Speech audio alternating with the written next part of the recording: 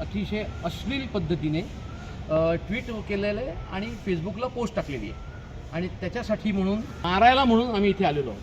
पण आता पोलीस आलेले आहेत, पोलीस त्याला ताब्यात घेत आहेत.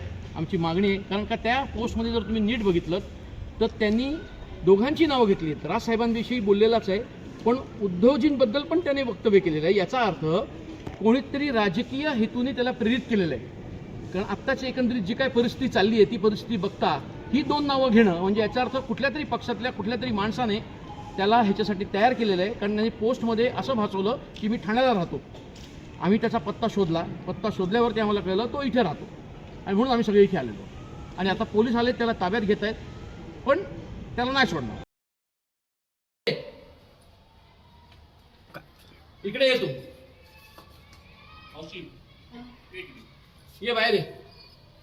काय झालं? तू बाहेर तर ये, तू बाहेर तुला सांगतो ना बाहेर या. का भारी हो मी? अरे तू बाहेर तर ये. त्यावेळेस सांगा ना पहिले. साहेबांविषयी तू साहेबांविषयी पोस्ट टाकली ना. कुठली? कुठली तुला नाही माहिती? तुला नाही माहिती? तू बाहेर ये ना. ये.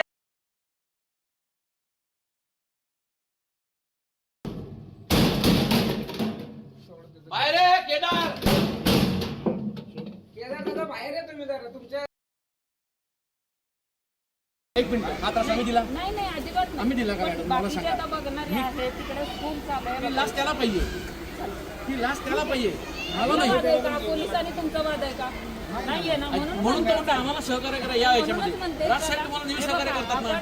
नेहमी राजसाहेब सहकार्य करतात. आपण यावेळेस घेतो, राजसाहेब म्हणजे तुम्हाला त्यांना सहकार्य. पण घेऊया. तुम्ही चला. कारण इथं प्राऊड होणार आहे. इतर लोक